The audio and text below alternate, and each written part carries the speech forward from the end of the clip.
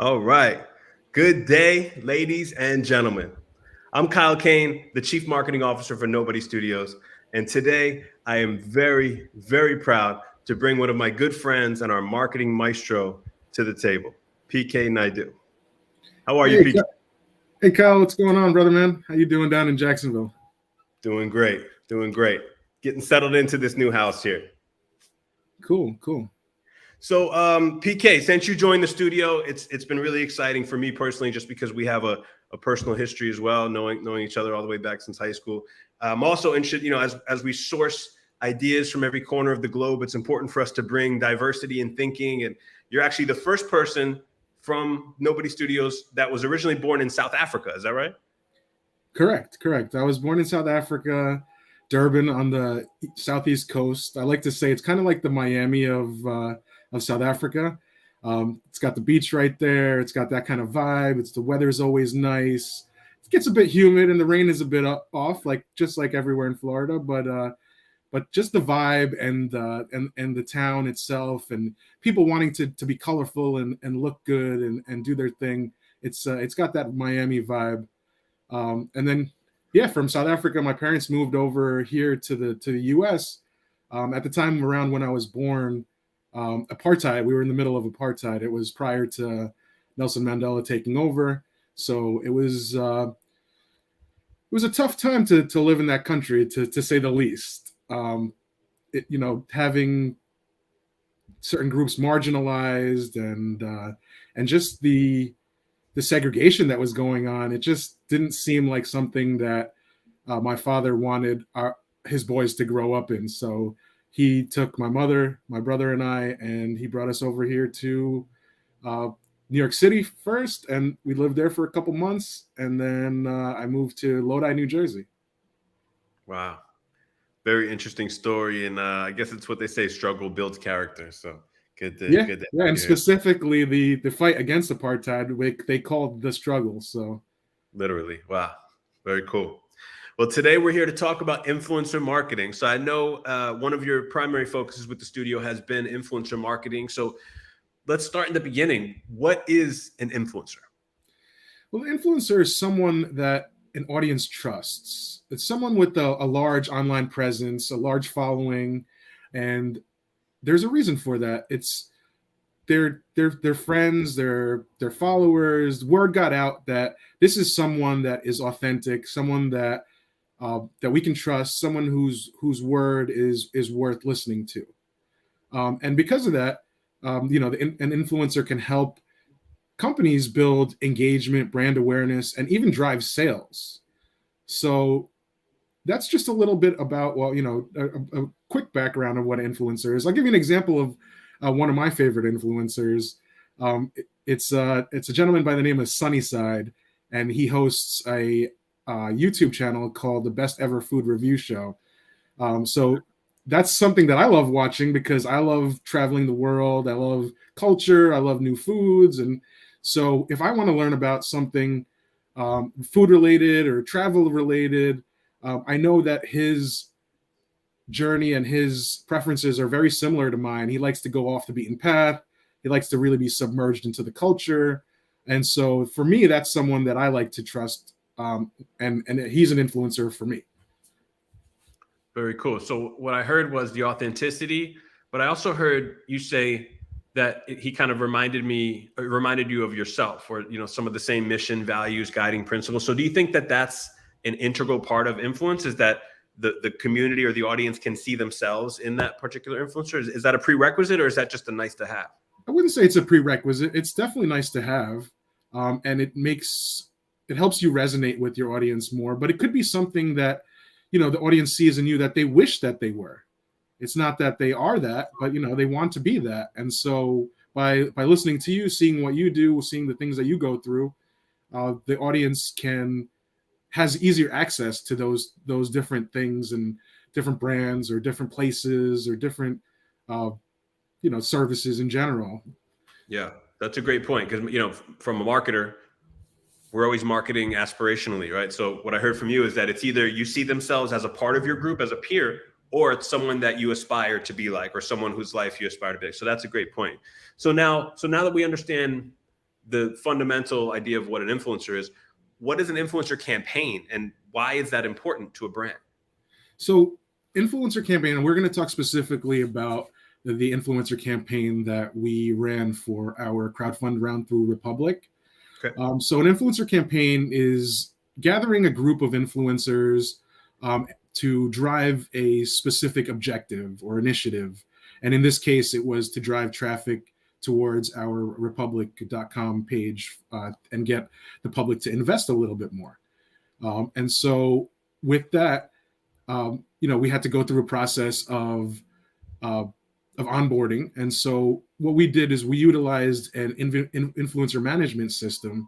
And on our influencer management system, we were able to identify and select specific influencers that fit niches and demographics that we were looking for. Right. So entrepreneurs, investors, high level, chief executives and VPs, the C-level and one tier down, but also people that would generally be able to resonate with our audience as a whole, because Nobody Studio's goal is to be able to provide the opportunity for anyone to pull up a seat at the table. It had to be people that were relatable, people that the audience could, like you said before, either see themselves in or aspire to be like. And then with that, they would be able to drive our objective of driving traffic towards republic.com.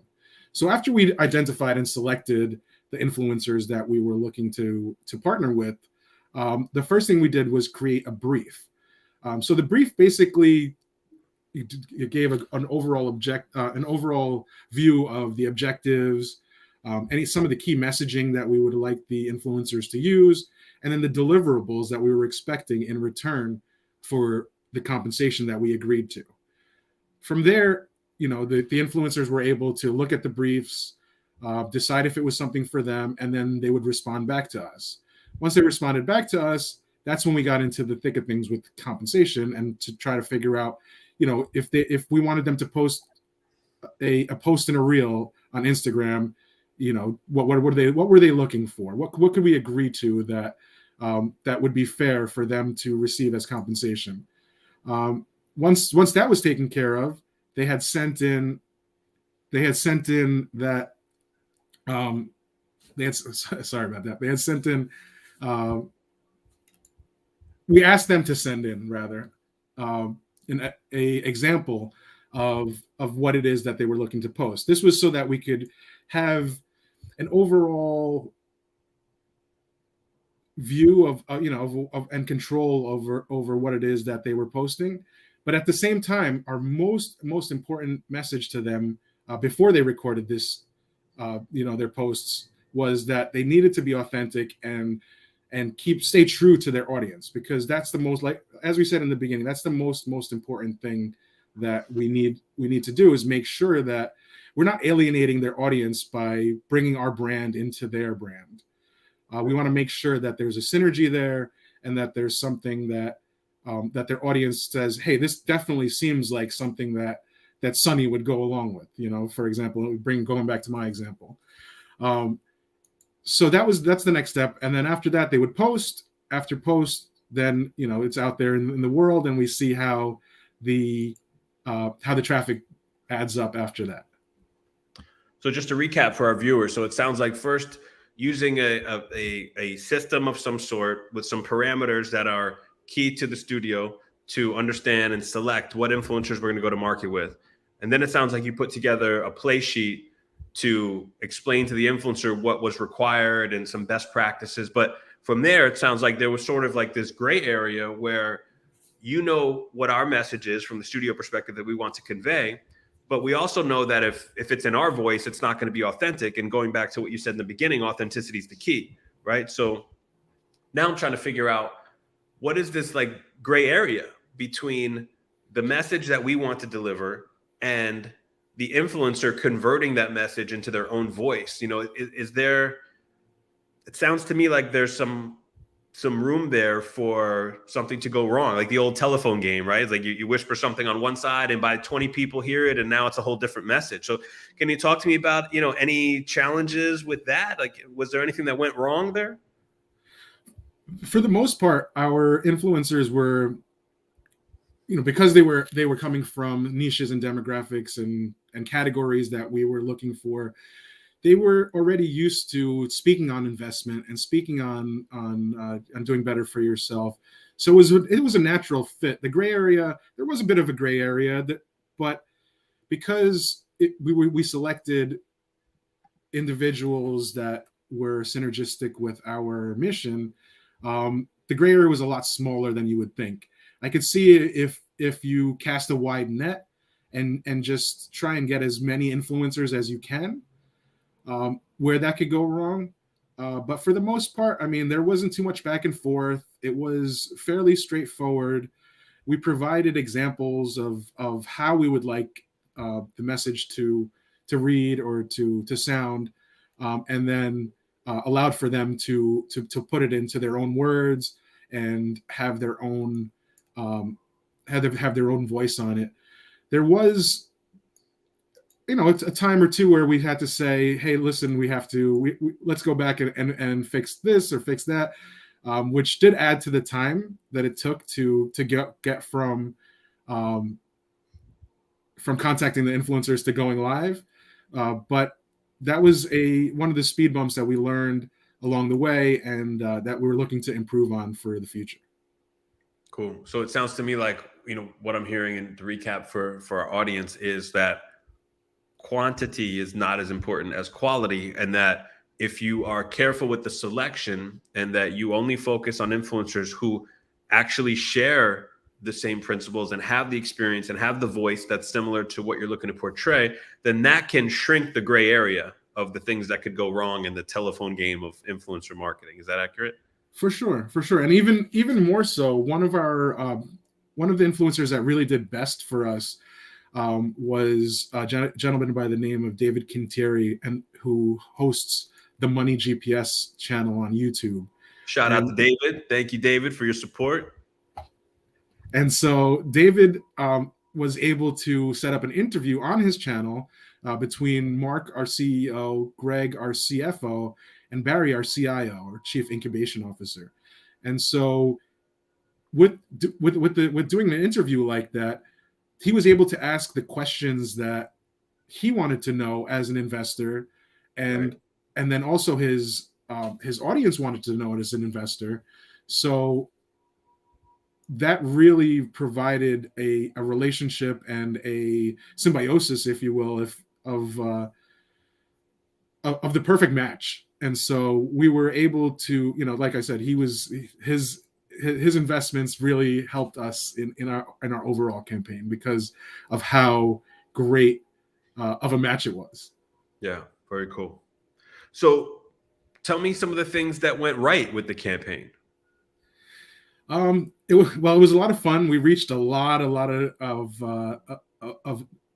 eyes, if you will. It was over 4 million eyes that we reached with all of the different audiences. That 4 million individual eyes or 4 million sets of eyes? 4 million sets. Okay, sets. Even better. So not 2 million eyes, but cool. Yeah, definitely 4 million sets. And so, and it really drove traffic. I mean, there was a ton of traffic that was driven to the Republic site, if you look at the numbers. And so that really helped us as far as brand awareness. And so that's really important to us, even though we perhaps we didn't get exactly to our goal.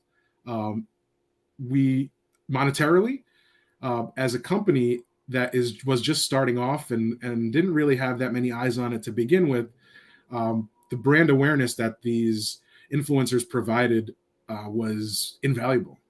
Yeah, I agree. And as a studio, that we set out to do that, right? I mean, we knew that there were way more efficient ways to raise capital, but the important thing for us was that we attracted the right crowd to our journey, because influencers are every step of the way, from ideation to beta testing products to marketing and promoting the products. And it's important for our model that every company that we create graduates with an army of influencers to take these companies to market. And, for me, my background in marketing and branding, it was always the most difficult thing, was to figure out how to cut through the digital jungle. And as consumers, we're just bombarded with all of these ads and information and influencers, this and that, and all kinds of ways to spend our money. So as a company that has a unique message, a unique product, and a new model, we have to educate consumers, right? And education is expensive, and it's timely, and it's costly. And so, when I think about the most effective way to cut through the digital jungle, it has to be influencer marketing, because you are basically taking a shortcut to building trust, leveraging the influencers' communities. Agreed. Those influencers come with a built-in trust that their audience resonates with, and their audience is looking to hear from what they want to say. It's not just a random ad that's appearing on Facebook, or a random ad that's in your Google search, that you're served because you fit a certain category. These are people that have relationships with their audience, and their audience looks to for this advice. Right. So it's a trusted voice telling you, hey, check this new company out. And a lot of our influencers, they became our influencers and became our partners because they truly believed in what NoPody Studios was doing. From the pull up the seat at the table that we had mentioned before, to to be a part of the NoPody crowd, and being able to call on the CEO of Mohegan Sun, or executives from American Airlines and Coca-Cola. It's just a great team to be a part of. And if you have, the simplest of ideas, you can always submit that to the Idea Lab. And so the influencers became nobodies themselves, and they really wanted to be a part of the studio and wanted to be a part of the crowd. It wasn't just something that was about compensation. Of course, we had to compensate them for their time and their efforts, but it felt like they were truly individuals that embody what it is to be a nobody. Yeah. And so talk about that for a second. So we're sort of taking this shortcut to building trust, but it was a really difficult time for us to try to come to market with a new financial product. I mean, with the current economic climate, the amount of scams, all of the stuff was happening with cryptocurrency, right? People were getting scammed, and you have SoftBank that just went belly up and left investors wondering where's their money. I mean, this was a very difficult financial climate to ask someone for investment, especially coming from a new studio with really no products in market yet, with very little revenue to show. And here we are saying, hey, invest in us. And somehow it worked. So, and we talk about maybe some of the things that didn't work so well, and some of the challenges that we had to bring this message to market. Yeah, I mean, like you said, there was a ton of things going against us in the world in general. Silicon Valley Bank just folded in the middle of our campaign, so people were a bit hesitant to trust a new source of investment, or a new stream of investment. So it really took that influencer crowd to be able to get our word out and build on the trust, and go against all those different things that were happening in the world. And going back to the money GPS, I mean, that was one of the questions that he had asked. So, with everything going on with Silicon Valley Bank, how is this going to work out? And our CFO was able to answer it eloquently and appease, his audience. And so that was one of the things. Another thing that really didn't go as expected as planned, we had thought that, influencer marketing, this is an easy channel for us to go into. Like, we have this influencer marketing system that we purchased, or we pay for. We'll just go in there. We'll select people that are good fit for us, and it'll tell us how much they're looking for. We'll click a button and tell them post this, and they'll post it. And it would be cheap, and it would be quick, and it would be something that would really be painless. But what we saw was that each influencer we had to treat as individuals. We couldn't just click a button and say, hey, just post this. We had to build a relationship with them. We had to build a trust with them so that they trusted spreading our message to people that trust them. So they don't want to, at the end of the day, they don't want to alienate their audiences as well. So we really had to build on those relationships. I think out of it was a couple of thousand of people we reached out to. We ended up in communication with a couple hundred people, and that was just okay, I'm interested kind of communication. We whittled that down to about 100 that were in strong communication, and then we had to kind of go through the process of seeing who's got good engagement, who's going to give us the most bang for their buck, who's got a good number of followers, whose audience is real.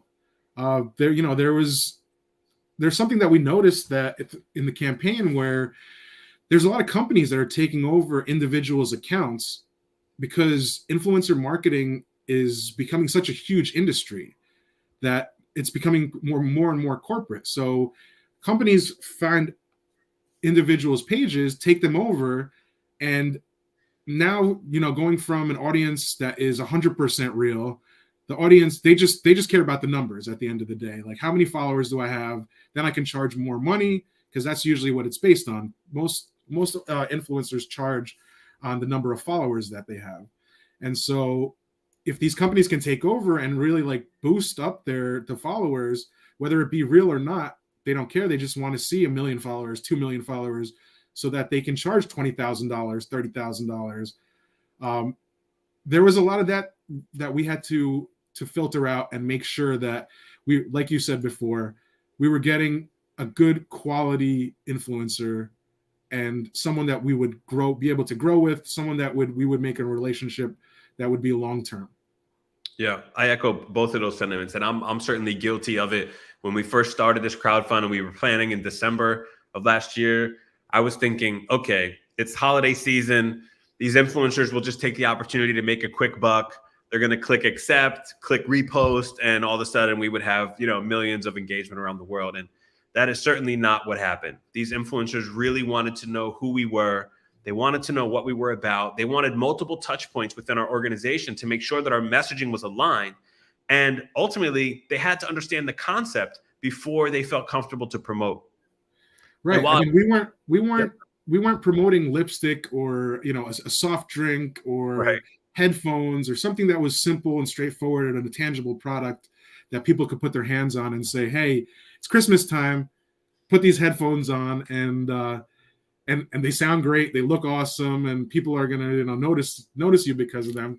Something simple like that. This is an investment. This is asking people to invest money into a new concept that they haven't heard of before, rather than perhaps buying their kid a new PS5 game. So it was definitely an uphill battle, but there was so much that we learned from it that it was something we had to do as a studio. So give me one of the major takeaways from what we learned through influencer marketing with the crowdfund. I touched on it before a bit, and I would say audience engagement and audience, making sure an audience is real. You want to 100% make sure an audience is real. It's not always easy to do, but these influencer marketing systems or influencer management systems make it fairly easy. They have algorithms that are able to go in and look through the different the different followers and see who is real and who's a bot and who's some company overseas that's just puffing up these numbers of followers. So that would be number one. And then number two is just make sure that you have you select influencers that are aligned. And that we did that from the beginning. Again, the influencer management system allows you to filter through, and so just make sure that you have influencers that are aligned. Those are going to be your best support system and the people that drive the best traffic to your site. Well said. So we talked about the ups and the downs and the ebb and flow of the process and building trust and some of the pitfalls of selecting the wrong influencers. Tell us about the result. What was the end result of this campaign, and what's next for influencer marketing with NoPody Studios? Well, the end result was that we ended up raising over $771,000 from 904 investors. Those investors came from 55 different countries. Wow. And that includes every continent in the world other than Antarctica. Antarctica doesn't have any residents, so that's the reason that there was no investors. Maybe our next new co will be credit cards for penguins. Polar bears, penguins, something like that. It would be great. Cool. So what's next for influencer marketing with NoPody? So up next, we're focusing on the newcos. Our newcos, ChatGPT, Ovations, Webdelics, they're all about to start influencer campaigns, and that, like you said, that's going to be what really drives these initiatives and drives traffic to the sites, gets eyes on the different industries that those companies are in. Webdelics is our Wikipedia. We aim for it to be our Wikipedia of plant-based medicine, and Ovations is our virtual speaking system. ChatGPT is caught fire over the beginning of the year, and right, was that 1 million registered 1 million subscribers, 10,000 registered users, new users every day, right? Every day. And we'll be at CatCon this weekend in Pasadena, at the Pasadena Convention Center, August 5th and 6th. Visit us at booth 221 if you'd like to come check us out. But yeah, I mean, those are the companies that are, I say, up next for our influencer campaigns. We also have other newcos that are just about ready: Parentipity, Sleep Glide, and there's a whole bunch more that I feel that we're going to be able to utilize the relationships we've built and then new relationships. So if there's any influencers out there and NoPody Studios resonates with who you are and what you stand for, and there's a specific company that you see that you really, really resonate with, you think your audience would love to hear more about, for me, Webdelics is great because I have, it's a tough subject to talk about, but mental health is something that affects all of us. We don't all talk about it, but it is something that affects all of us. And, Webdelics is looking at how we can use plant-based medicine to tackle these mental issues, such as PTSD, depression, anxiety. And, it's really something that resonates with me, and I think resonates with most people. So, yeah, I mean, reach out. You can reach out to me at pk@nobodystudios.com if you're interested in being an influencer and discussing more, or just discussing influencing in general. My line's open, and yeah, I'm here. Beautiful. Well, we could spend another 10 hours talking about influencer marketing, but we're at time today. So thank you for your sharing your insights and your experience with us today, PK. And we'll wrap up this episode of NoPody Studios podcast, where we are solving the world's problems one company at a time. Thanks, guys. Enjoy the rest of your afternoon.